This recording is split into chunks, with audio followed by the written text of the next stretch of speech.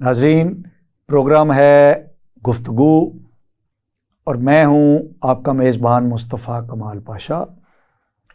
मेरे साथ जो मेहमानान शरीके गुफ्तगू हैं उनमें शामिल हैं माहिर कानूनदान जनाब मियाँ लियाकत अली साहब, और लाइन पे मेरे साथ शरीके गुफ्तगू होंगे पाकिस्तान के मायानाज कानूनदान ज्यूरिस्ट जनाब खालिद रांझा साहब। तो मैं अपनी गुफ्तगू का आगाज़ करता हूँ। मियाँ लियाकत साहब, जैसा कि आपको मालूम है कि हमारी जो मौजूदा अदलिया है वो बड़े ट्रांसपेरेंट अंदाज के अंदर मामलात को, कानूनी आइनी मामलात को लेकर चल रही है, और जो हमारे चीफ जस्टिस हैं काजी फायज़ ईसा साहब, वो इस बात के प्रचारक हैं कि इंसाफ होना काफ़ी नहीं है बल्कि होता हुआ नज़र भी आना चाहिए। तो इस हवाले से उन्होंने जो बड़े अवामी दिलचस्पी के और कौमी नौइयत के जो केसेस हैं उनकी जो हेयरिंग है, उनकी जो प्रोसीडिंग है वो मीडिया के ज़रिए लाइव टेलीकास्ट करके कौम को दिखाई जा रही है।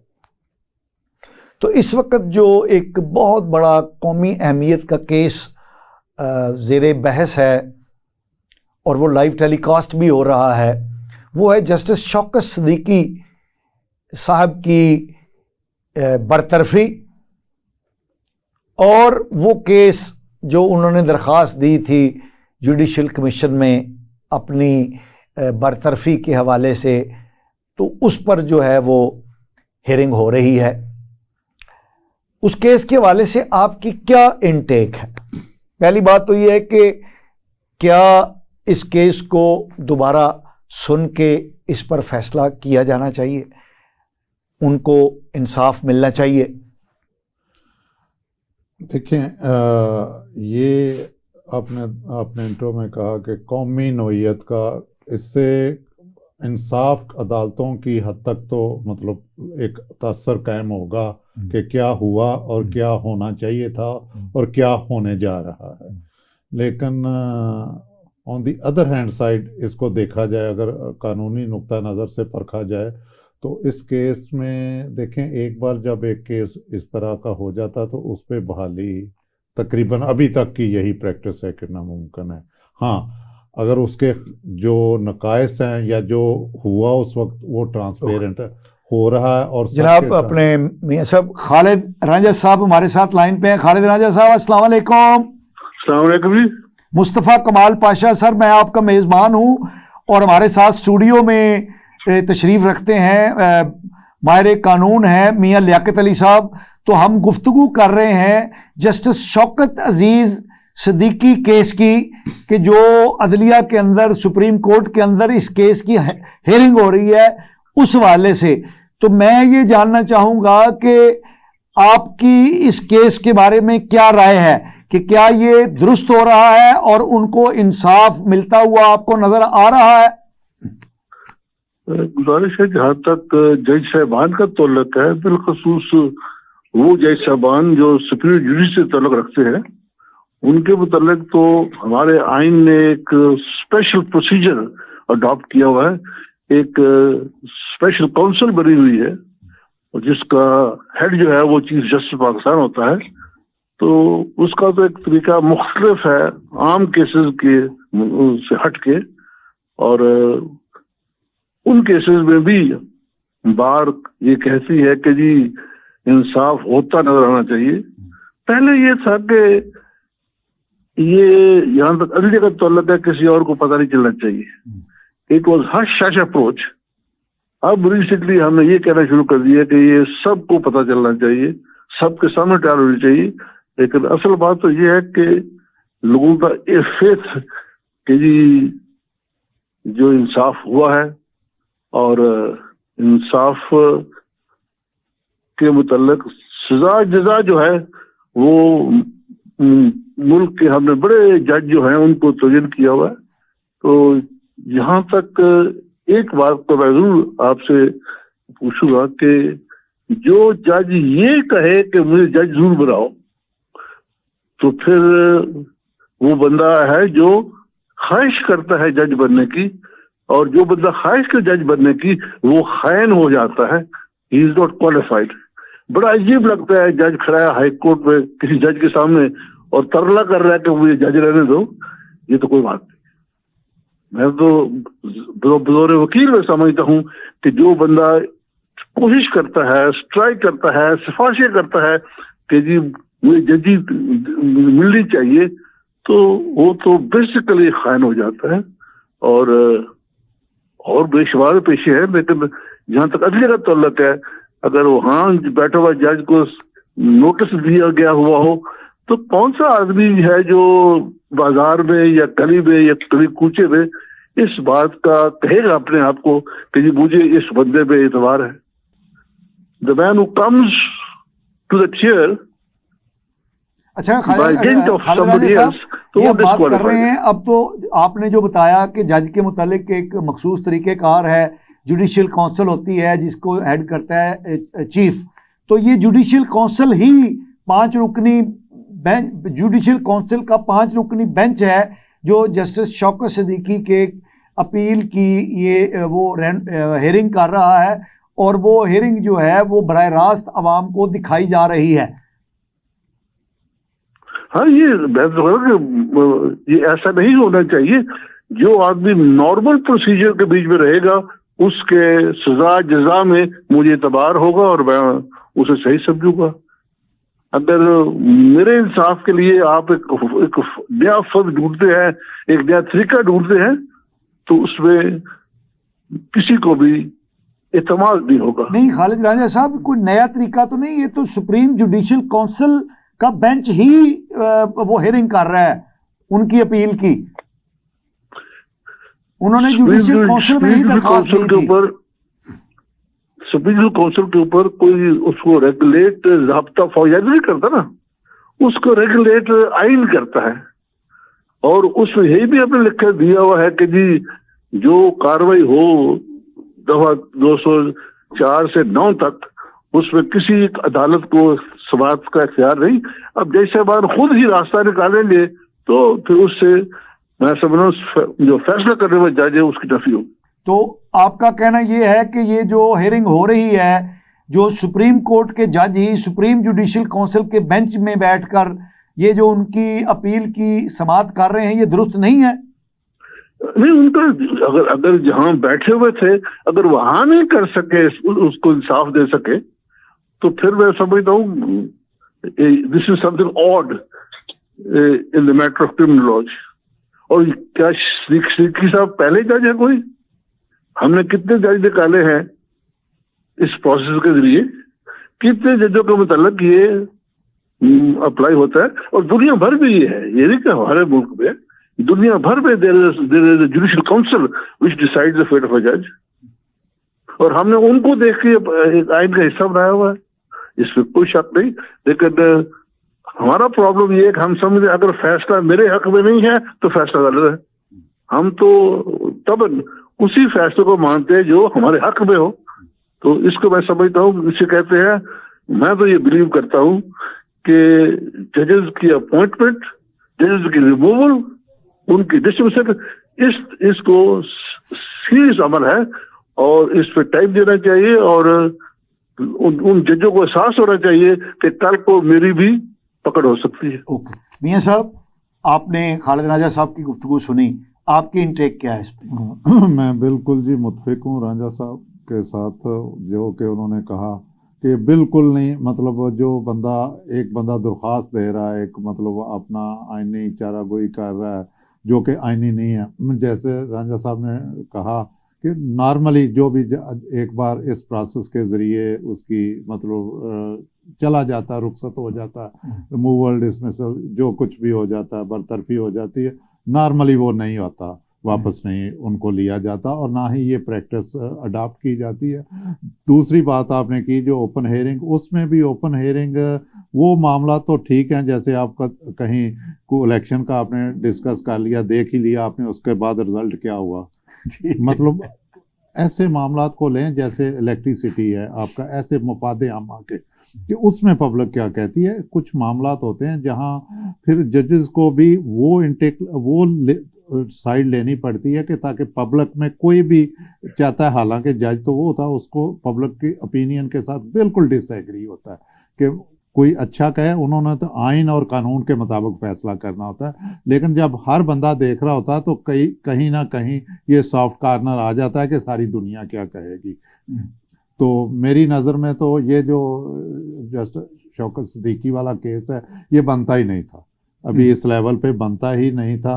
और यानी और उनको सुने बगैर नौकरी से निकाल दिया गया। वो एक प्रोसेस, प्रोसेस में उनको हक सुना तो नहीं गया ना। नहीं देखिए, कोई तहकीकात नहीं हुई, कोई कमीशन नहीं बना, कोई कौंसल नहीं बनी, वो उसके बगैर उनको घर में। हाँ, वो कहते हैं कि मतलब उस वक्त नहीं सुना गया। हाँ, चीफ जस्टिस सुना जाना चाहिए था ना। तमाम फरीकैन, उनके कमेंट्स भी थे आज चीफ जस्टिस साहब के कि मतलब इनको बगैर सारे फरीक मुतफिक हैं कि इनको मतलब प्रॉपर एक इंक्वायरी भी नहीं हुई। तो फिर अब अगर हो रही है तो उसमें बुराई क्या है? लेकिन उसमें अगर ये कहा है कि आप इनको, वो मुतनाज़ा हो जाएगा क्या? वही रांझा साहब वाली बात के पुराने कितने जज गए हैं, तो वो तो फिर सारी लेके आ जाएंगे। वो फेस नहीं कर सकते होंगे उन इल्जामात को, उन्होंने खामोशी इख्तियार करने का रास्ता इख्तियार किया। ये जो शौकत सिद्दीकी साहब हैं उन्होंने फेस करने का फैसला किया। तो ये क्यों आ गए? मतलब इतनी देर से नहीं, उनकी तो दरखास्त पड़ी हुई थी ना। नहीं, वो तो पड़ी हुई थी, लेकिन उस दरखास्त को लगाया गया अभी। अब लगाया गया अब लगाया गया। वो कह लें अब इसके पीछे भी मुहरकात हैं। नहीं, मैं अगर आपको ये कहूं कि जो नहीं लगाई गई उसके पीछे मुहरकात थे, तो वो सही नहीं होगा। नहीं, वो तो बेशुमार केसेस पड़े हुए हैं ना, इस तरह के बेशुमार केसेस। नहीं, तो अब तो देखे ना, आसिफ अली जरदारी साहब की दरखास्त जो थी भुट्टो मर्डर केस की हैंग करने की, उसको भी अब सुना गया, तो क्या कहेंगे आप? नहीं, वो तो बिल्कुल दुरुस्त है। वो कैसे दुरुस्त है? इतना अरसा वो नहीं, वो उसका वो मैटर एक और आ जाता है, ये मैटर एक और है। ये मैटर एंटायरली डिफरेंट है, आईनी तौर पे भी, कानूनी लिहाज से भी बिल्कुल डिफरेंट। अच्छा, अपने खालिद राजा साहब, हमारी इलेक्शन कमीशन ने फैसला किया कि इमरान खान साहब की पार्टी ने इलेक्शन सही नहीं कराए, तो इमरान खान साहब को पार्टी की सदारत से भी हटा दिया गया और उनका इंतखाबी निशान जो बल्ला था वो भी उनसे छीन लिया गया। इस फैसले के खिलाफ जो है वो पीटीआई जो है वो हाई कोर्ट में गई। पेशावर हाई कोर्ट ने इलेक्शन कमीशन के फैसले को मुअत्तल कर दिया। इलेक्शन कमीशन सुप्रीम कोर्ट में गया। सुप्रीम कोर्ट ने इलेक्शन कमीशन का फैसला जो है वो कायम रखा। इसको आप किस नज़र से देखते हैं? बल्ला ना मिलना, बल्ले के बगैर पीटीआई का इलेक्शन लड़ना। इलेक्शन के मुतल्लिक आपने पार्लियामेंट में बैठ के एक अलहदा कानून बनाया है, जिस कानून में आपने वज़े किया है प्रोसीजर ये होगा, फलां चीजें जो हैं ये टॉलरेबल है, फलां टॉलरेबल नहीं है। तो जो आदमी जिसका हक वोट डालने का हक जो है वो लिया जाता है या उसे नहीं मिलता, तो फिर वो आएगा ट्रिब्यूनल के पास। और हम इत्तेफाक से हमने पहले ट्रिब्यूनल बनाए और अब ट्रिब्यूनल तोड़ दिए और जजों पे ले आए, लेकिन दुनिया भर में ये फैसला अदालत नहीं करती, ये फैसला ट्रिब्यूनल करता है। और हर जो कानून है इलेक्शन लॉज का, उसमें ये वजह किया गया। और आप अक्रॉस द बॉर्डर पहले वहां भी जज बैठते थे, अब वहां पे ट्रिब्यूनल रखी हुई है, क्योंकि ट्रिब्यूनल मीन्स के कोई आदमी अपने जाती इल्म के मुताबिक फैसला कर सकता है। और ये कानून जो है ये बदलता रहता है टाइम विद टाइम, लेकिन मैं समझता हूँ we should not compare apples and potatoes. Trial यही सब की और चीज है और ट्रायल ऑन राइट वोट और चीज है। तो आप समझते हैं कि ये बल्ला छीनने का जो फैसला है ये इलेक्शन कमीशन का दुरुस्त नहीं है? इससे पहले आपने कई पार्टियों से आपने निशान विथड्रॉ किए हुए हैं और सुप्रीम कोर्ट से अपहोल्ड किया हुआ है। ओके जी मियां साहब, क्योंकि हम लोग इल्म से आ रही है और हमें नाम पढ़ के वोट डालना नहीं आता, लिहाजा ये जोर बल्ले पे आ गया है। यकीनन मैं नहीं कहता इसकी अहमियत नहीं, अहमियत है, लेकिन जो फैसला करने वाली जो अथॉरिटी है वो ट्राइब्यूनल होती है। ट्राइब्यूनल मीन्स के आम फैम लोग जो है, जो उनकी सोच है वो लॉ है। बरतानिया में, आप यूरोप में, अमेरिका में जहाँ ट्राइब्यूनल बैठती है वो 12 लोग अनपढ़ होते हैं, उनमें कोई लॉ ग्रेजुएट नहीं होता, और 12 बंदे बैठ के किसी आदमी की को सजा देते हैं, और आम फैम लोग होते हैं वो। तो जो भी प्रोसीजर आपके पास है, अगर उसको हम ऑनेस्टली अप्लाई भी करें तो मेरा ख्याल है कि अल्टीमेटली फैसला दुरुस्त होता है। जी मियाँ साहब। जी बिल्कुल जनाब, ये जो बल्ले का निशान छीनना पीटीआई से, बेसिकली टेक्निकलिटी में जाएं तो आप इसे दुरुस्त कह सकते हैं, लेकिन ऑन दी जो कॉन्सिक्वेंसेस हैं नेशन वाइज इसके, मतलब एक पार्टी को देखें, वो जो अभी भी आप टीवी पे देख लें मुख्तलिफ जलसे जुलूस हो रहे हैं, और एक पार्टी गायब है जो कि क्लेम कर रही है कि सबसे ज़्यादा सपोर्टर हमारे हैं, वोटर हमारे हैं। हाँ, वो फेसबुक पे तो उनके ही वोट ज्यादा हैं सबसे, फेसबुक पे भी, सोशल मीडिया पे भी, लेकिन चले वो सब अगर आप लेकिन ये अमल हो जाता, हम अब तो वो देखें फैसला आ गया, हम उस पर तनकीद कर सकते हैं। हमारी एपेक्स कोर्ट ने, मतलब मुल्क की सबसे सुपीरियर, मतलब हमारी सुप्रीम कोर्ट में, उसमें एक पूरे फुल बेंच ने बैठ के फैसला कर दिया, तो हम उस पर कुछ नहीं कह सकते, लेकिन उसके कंसीक्वेंसेस आप देखेंगे इलेक्शन में, जो कुछ आपको रिजल्ट मिलेगा, या आपकी असेंबलियों पे जो कुछ। मियाँ साहब 2018 में भी तो एक पार्टी को, एक शख्सियत को आपने बाहर निकाल के तो इमरान खान साहब को लाए थे ना, क्या कॉन्सिक्वेंसेस? तो कॉन्सिक्वेंसेस हुए नहीं, बीच में आपको उसी दूसरी पार्टी को क्या करना पड़ा, असेंबलियां देखें। इसी वजह से हमारी मुद्दत पूरी नहीं होती कि हम डे वन से ही मैन्युफैक्चरिंग फॉल्ट इसे कहते हैं, इनबिल्ट, मतलब आपने शुरू में ही, मतलब अगर आपने ना दी होती, अगर उनका था पहले, उस बंदे को आपने, मतलब नवाज शरीफ के ऊपर जो अभी एक नया केस चल रहा है जनरल फैज़ हमीद वाला, वो ना किया होता, वो भी अपनी मुद्दत पूरी करते ताकि अवाम के, और इनको अगर इस तरीके से ना लाया जाता, और आज ये खुद ब खुद कोई बल्ला मांगने वाला होता ही ना, अगर ये अपनी मुद्दत पूरी करते। लेकिन आपने वो काम किए कि आज वो, मतलब देखें, ये मैं पब्लिक ओपिनियन की बात कर रहा हूँ, जो मतलब आम बहस है, मतलब आम पब्लिक तासर जो है वो यही है कि वो जिसको कहेंगे, लेकिन इसके एवज आप मतलब हम वो बाजार गर्म कर देंगे जिसमें खरीदो फरोख्त होगी, यानी वो जो लोग कामयाब होंगे, बल्कि क्योंकि वहाँ तो पार्टी बाइंडिंग आ जाएगी। गो आज गए हैं सलमान अकरम राजा साहब हाई कोर्ट में गए हैं कि हमारे, मतलब मेरे मतलब पेपर के ऊपर जो लिखा जाए कि पीटीआई के हैं, पता नहीं उसमें कोई बाइंडिंग आएगी या नहीं आएगी, उसमें कोर्ट देखेंगी कि आया फिर भी फ्लोर का, मतलब लोग सॉरी वो आज़ाद रुकन किसी और को शमूलियत इख्तियार कर सकेंगे कि नहीं। लेकिन नॉर्मली मुझे यही लगता है कि पीटीआई वाले लोग होंगे एज ए आज़ाद, जो जिनको भी सपोर्ट है पीटीआई की, वो आज़ाद होंगे। आज़ाद होने के बाद उनकी वफादारियाँ खरीदी जाएंगी, बदली जाएंगी, कहाँ लालच से, कहीं लालच से, कहीं जोर से, और कहीं डरा धमका के। तो इसमें फिर हम वो इस असेंबली के अंदर हम फिर वही खराबियां लाएंगे जो कि उसकी आईनी मुद्दत पूरी करने से कासर रहेगी असेंबली दोबारा। ये मतलब आम डिस्कशन है, आम लोगों की बहस है। वैसे आपकी बात बड़ी माकूल है मियाँ साहब, लेकिन आप देखिए 2018 में जो इमरान खान साहब इलेक्ट या सेलेक्ट हुए थे, तो 2022 के अंदर जब उनकी हुकूमत का तख्ता उल्टा गया तो पार्टी भी मौजूद थी, पार्टी लीडर भी मौजूद था, पार्टी का निशान भी मौजूद था। उसके बावजूद एक फॉरवर्ड ब्लॉक बन गया और उन्होंने इमरान खान साहब की गवर्नमेंट का धर्म तख्ता कर दिया। तो उसको क्या कहेंगे आप? नहीं, वो देखें, वो अगर जैसे भी उस वक्त वफादारियां बदलाई, लेकिन कुछ लोगों की हद तक, ठीक है ना, कुछ लोगों की हद तक, वो आखिरी वक्त तक, वहाँ भी आपको पता है कि किस तरीके से वफादारियां बदलाई गई, कैसे कैसे लोगों को कहाँ कहाँ रखा गया, फिर उनसे मतलब किस तरह के हलफ और उनको लालच दिए गए कि ये होगा। आपको सारी ब्लेम गेम, आपको पता जो एक मतलब जो हल्के इस काम को करते हैं, जो अब उन्होंने देखा कि ये वो काम नहीं कर सकते या उन्होंने इस पे एतबार नहीं किया उन पीटीआई की गवर्नमेंट पे, तो उन्होंने वो सारी रजीम चेंज वाला सिलसिला जो है ना स्टार्ट कर दिया।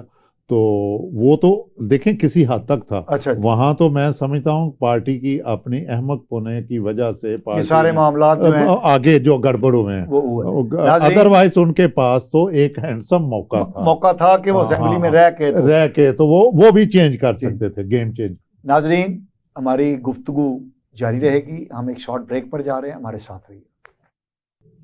नाजरीन, वेलकम बैक। हम गुफ्तगू कर रहे थे कि पीटीआई को जो बल्ले का निशान नहीं मिला और उस पर इलेक्शन कमीशन की अपील पर फैसला किया सुप्रीम कोर्ट ने और बल्ला उनको नहीं मिला, तो उस हवाले से जो असरात मुरतब हो सकते हैं उस हवाले से हम बात कर रहे थे। हमारे साथ शरीके गुफ्तगू हैं पाकिस्तान के मायानाज जूरिस्ट, कानूनदान और तजिया निगार जनाब खालिद रांझा साहब और जनाब मियां लियाकत अली साहब। मियां लियाकत साहब, जी, आपके ख्याल में जो उन्होंने एप्लीकेशन दाखिल की है उस पर क्या आपको नजर आता है, क्या फैसला आ सकता है?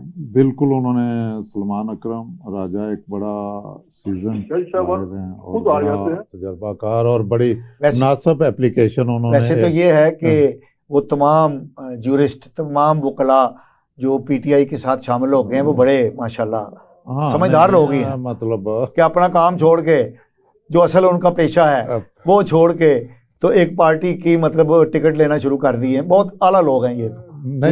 नहीं वो देखें ये तो आप पाशा साहब आपकी सोच है ना। वो कहते हैं कि हम वहाँ एक चीदा लोगों की खिदमत करेंगे तो यहाँ पूरी कौम की खिदमत करेंगे।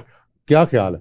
को अच्छे मतलब आपकी मुल्क को बनाने वाले या आपकी असेंबली को या आपको मुल्क को बनाने वाले माहिर कानून ही थे वो, मतलब आपके वकला हजरात। अच्छा मियां साहब, खालिद रांझा साहब ने हमें ज्वाइन कर लिया। खालिद रांझा साहब, ये सलमान अकरम राजा साहब ने जो दरखास्त अदालत में दी है कि मेरे कागजात नामजदगी पर जो है ये लिखा जाए कि मैं पीटीआई का नामजद करदा मेंबर हूं, इसको आप कैसे देख रहे हैं? अगर उन्होंने कह दिया कि हाँ जी ये लिखा जाए तो फिर आप कहेंगे कि ये जज साहब जो हैं ये पार्टी के हिस्सेदार हैं। फिर आप अगर ना लिखेंगे तो फिर पार्टी के खिलाफ है। अच्छा, वैसे ये क्या कि अख्तर राजा साहब क्या मकसद हासिल करना चाह रहे हैं आपके ख्याल में? इसमें सोच तो यही है कि ये जो प्रोसेस है हमारा इलेक्टोरल का, कि हम कहते हैं कि ये कमीशन उठाया इसलिए कि ये पाकिस्तान में जमहूरी तरीके से, आसान तरीके से ये फैसला कराएं इलेक्टोरल प्रोसेस का, और तमाम अदारे जो मुल्क के हैं वो उनके ताबे हैं। तो असल बात तो ये है कि क्या इलेक्शन ऑनेस्टली फेयरली होता है कि नहीं होता है। आप बता दें, अगर कोई इलेक्शन फेयरली आपने कराया तो मुझे बता दें कि फलां साल इलेक्शन फेयर हुआ था, और आज आके आप 71 के इलेक्शन की बात करेंगे कि भुट्टो साहब के दौर में इलेक्शन आया आपकी, जिसमें पीपल पार्टी इन्वॉल्व थी, तो उसका भी बाद में हमने फिर उसका जब मुआयना किया, एक सुप्रीम कोर्ट के जज को हमने बैठाया और उन्होंने कहा जी कि वो तो किताबों के किताबें एक ही अंगूठा लगा हुआ है। तो असल प्रॉब्लम ये है कि we are not very honest in casting our votes, और जब तक ये सोच बिल्डअप नहीं होगी आप और मैं ये तकरीर नुमा गुफ्तगू करते रहेंगे। खालिद रांझा साहब, आपने बड़ी खूबसूरत बात कही और तारीखी हवाले से बात कही है, तो ये पैटर्न क्यों तब्दील नहीं हो रहा? हम हर दफ़ा एक ही तरह का तजर्बा करके मुख्तलिफ नताइज क्यों हासिल करना चाहते हैं? इस दलदल से हम कैसे निकल सकते हैं? मैं ये गुजारिश कर रहा हूँ कि हमारी प्रॉब्लम सब शुरू से ये रही है कि अगर जो बॉक्स है, डब्बा वहां पड़ा हुआ है, अगर वो फैसला मेरे हक में नहीं देता तो मैं कहता मैं नहीं मानता। और आपको याद होगा कि एक हमारे एमएनए थे, उन्होंने पार्टी चेंज करनी थी, तो उनकी रिक्वेस्ट ये थी पार्टी से कि आप जो फलान डीएसपी है उसको मेरे हल्के में लगा दो और आप उसको ट्रांसफर नहीं करेंगे, मुझे वादा कर लो मैं तुम्हारी पार्टी में आ जाता हूँ। हम तो एक जो पोस्टिंग ऑफ डीएसपी के ऊपर हम लॉयल्टी चेंज कर देते हैं। तो जो है ना, इलेक्शन को ऑनेस्टली होल्ड अप क्यों नहीं कर पाते? क्योंकि हमारी सोच, हमारी कदरें हैं वो कहती है कि अगर इलेक्शन होना तो मेरे हक में होना चाहिए। ये साहब, ये बिल्कुल सलमान अकरम राजा साहब क्या हासिल करना चाहते हैं इससे? उनका पीछे ऑब्जेक्टिव वो यही है कि ये जो मैंने आपको कहा ना कि ये मतलब पार्टी वफादारी तब्दील करने वाला वही एलिमेंट है उसके तो पीछे। फिर आपने कहीं ना कहीं आपने टिकट क्यों दिया ऐसे लोगों को जिनकी वफादारियां मशकूक है मियां साहब? वो देखें, ये तो आप पार्टी से ऐसे पूछ ना सकते करें हैं। आप। वो इसका तो मतलब है नक्श नहीं, पार्टी के लोगों नहीं, के अंदर है, वो पार्टी तो, के फैसलों के अंदर नक्श है कि वो दुरुस्त लोगों को नुमाइंदगी के लिए मुंतखब नहीं करते। ये तो बिल्कुल दुरुस्त है। आपने कहा कि ये ऐसे बंदों को दें।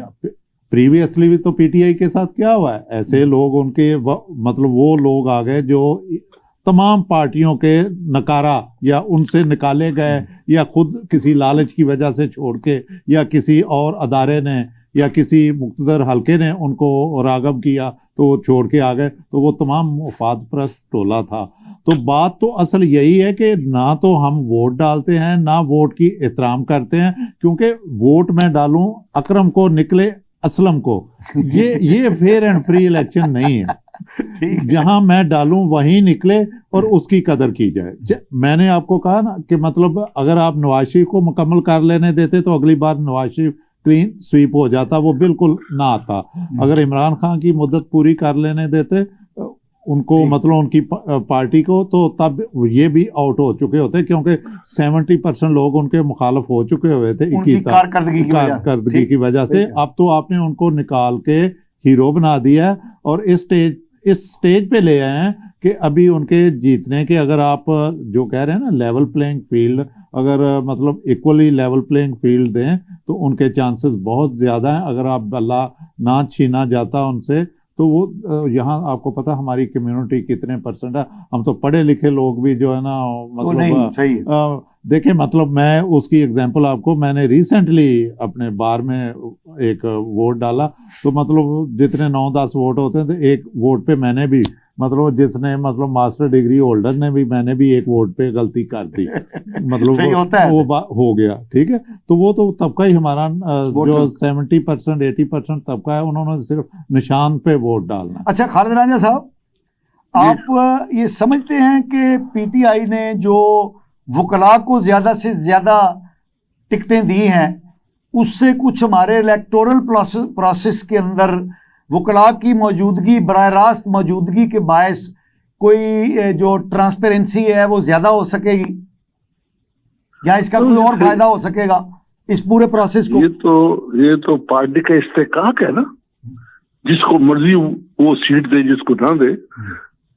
लेकिन जहां तक ये तौसर के जी मुझे अगर बैलेट ये मिल गया तो मैं जीत जाऊंगा, ये तो it is by itself an improper approach. और हम कहते हैं जी हम इतने पढ़े लिखे नहीं है, तो फिर जो माजी में 71 में इलेक्शन हुआ था वहां भी हम अनपढ़ी थे, लेकिन रिजल्ट क्या आया और वोट हमें कैसे गिने। तो मैं समझता हूँ अल्टीमेटली जो हमारा रवैया है, हम गिनती को सही गिनती नहीं करते। अगर सही गिनती करें तो शायद हमें वोटिंग के प्रोसेस में इत्मीनान बिल्डअप हो जाए। अगर उसमें बिल्डअप नहीं होता तो आप डबल नहीं कर ले, कोई फर्क पड़ने वाला आपको नजर नहीं आ रहा। That's it. ओके जी मियां साहब, आपकी क्या टेक है? नहीं, वो देखें जैसे आपने पहले कहा कि क्यों वकला को टिकटें दी, वो तो देखें क्यों अपना प्रोफेशन छोड़ के यहाँ इंडल्ज हो रहे हैं। वो तो कोई भी बिजनेसमैन भी होगा, लैंडलॉर्ड भी होगा, तो उसे अपना बिजनेस या जो भी कारोबार है उसे कुर्बान करना पड़ेगा। तो वकला कंपैरेटिवली बेटर, आई थिंक मेरी नज़र में हर बंदे की अपनी पढ़े लिखे लोग होते हैं, सही कह रहे हैं, बेहतर है अगर उनमें अच्छे लोगों को टिकट दिया जाए, तो वो अच्छे रिजल्ट ला सकते हैं। अच्छा, लेकिन नहीं। मेरी बात वहीं पे है, बेशक मैं इख्तलाफ करूंगा मतलब डॉक्टर साहब से कि जो एक बेशक 71 के वोट का मुझे नहीं पता, वो जो 71 वाला, और लेकिन यहाँ पे अभी तक जो हमारी 70 to 80% है वो सारे निशान के कायल होते हैं। ये पढ़ा के भेजा जाता है कि शेर ते मोर लाना है, बल्ले ते लाना है या तीर ते लाना है। ये निशान की हमारी जंग है। अच्छा डॉक्टर खालिद रांझा साहब, हम प्रोग्राम के इख्तिताम की तरफ बढ़ रहे हैं। आपको 8 फरवरी को इलेक्शन होता हुआ नजर आ रहा है और इसके क्या मतवक्को नताइज आप फोरसी कर रहे हैं? कोई बेहतर गवर्नमेंट भारत वजूद में आएगी? कोई मजबूत, कोई ताकतवर गवर्नमेंट? है, बड़ी सितम की बात है कि हम, आप और मैं और दीगर दोस्त जो हैं, आज ये गुफ्तगू कर रहे हैं कि इलेक्शन होएगा कि नहीं होएगा। क्यों कहते हैं? इसलिए कि जो प्रोसेस है दैट इज ऑलरेडी सॉइल्ड, ये प्रोसेस गंदा हो चुका हुआ है और अपने अपने तरीके से हमने इसके ऊपर मिट्टी डाली है, गंद डाला है। जब तक आप इस माहौल को शफाफ नहीं करते, हम जो बड़ी तकरीरें करते रहे, इलेक्शन ठीक नहीं होगा।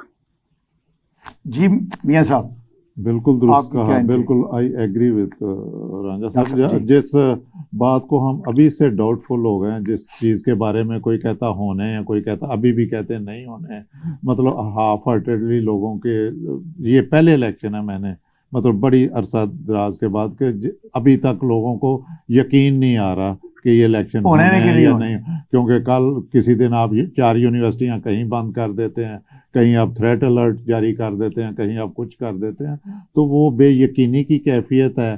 तो वो यूं कह लें कि आप किसी को पता नहीं किसको लाना चाहते हैं, किसको जितवाना चाहते हैं। तो वही बात है कि जब तक आप clear cut, fair and free, जिसे प्रॉपर साफ, शफाफ और आज़ादाना इलेक्शन नहीं होंगे, जिसे दुनिया इंटरनेशनल रेटिंग में तस्लीम करे, जिसकी क्रेडेंशियल जो है ना वो सबके सामने हो, पूरी दुनिया के सामने, तो वो इलेक्शन होंगे तो वो अच्छा रिजल्ट दे सकेंगे। वरना वो इसी तरह का जो हमारा माजी में उसी तरह का हम असेंबली, मियां साहब फिर ना समझिए, नहीं ना तो नहीं समझे, लेकिन होंगे जैसे लूले लंगड़े पहले चल रहे हैं उसी तरह की असेंबली आपकी देख लें।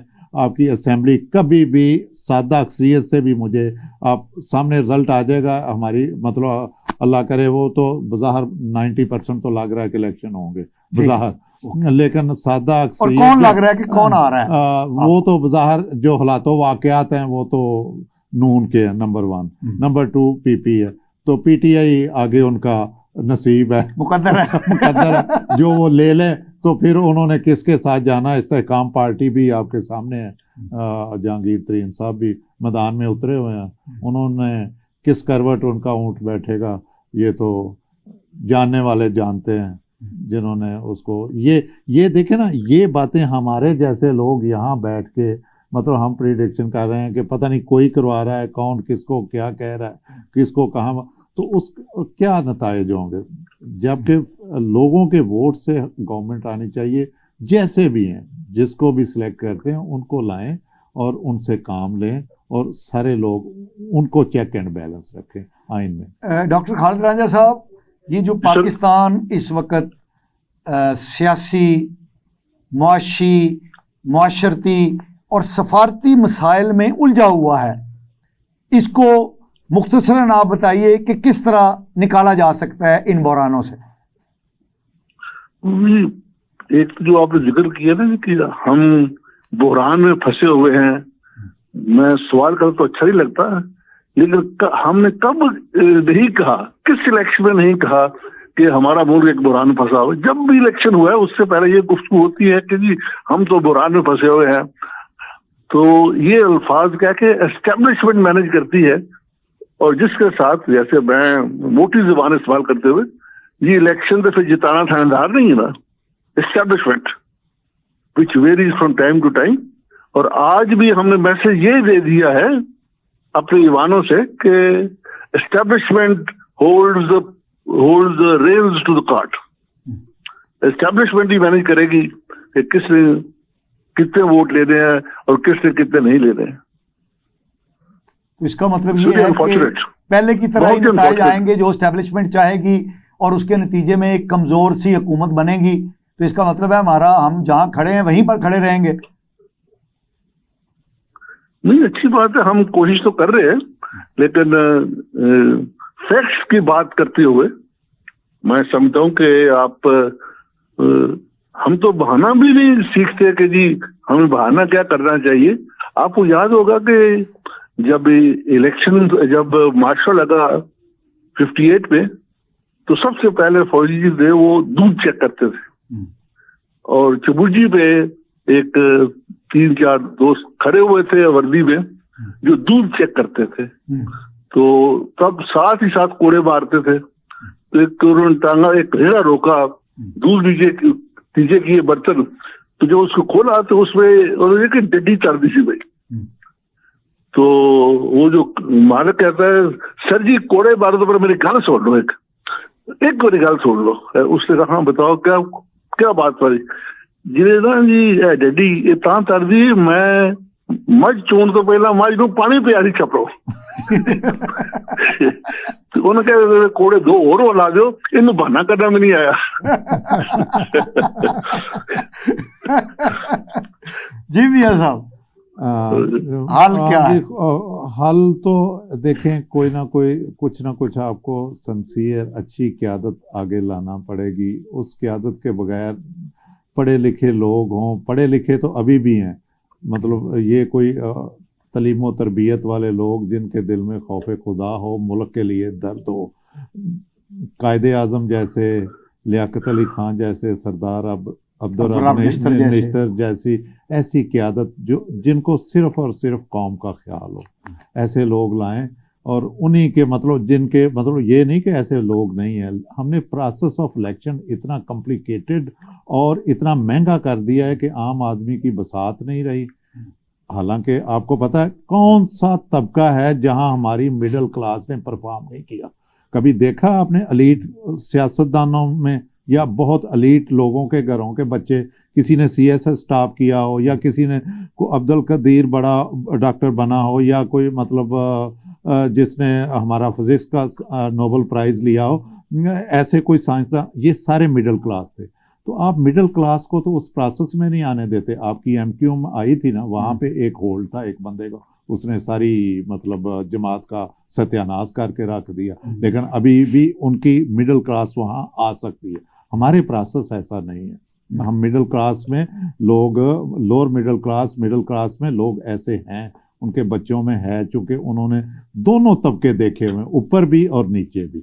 मतलब उन्होंने सख्तियां भी झेली हुई हैं सोसाइटी की, मुआशरे की। उन्हें हर चीज़, वो जो कह रहे हैं ना रांझा साहब के, वो मतलब फौजी ने कहा कि इसको बहाना लगाना भी नहीं आया, तो उसने मतलब उनको ये सारा प्रोसेस का पता है नीचे से कि दूध कैसे आता है, दूध में मिक्सिंग कैसे होती है, ये सारे।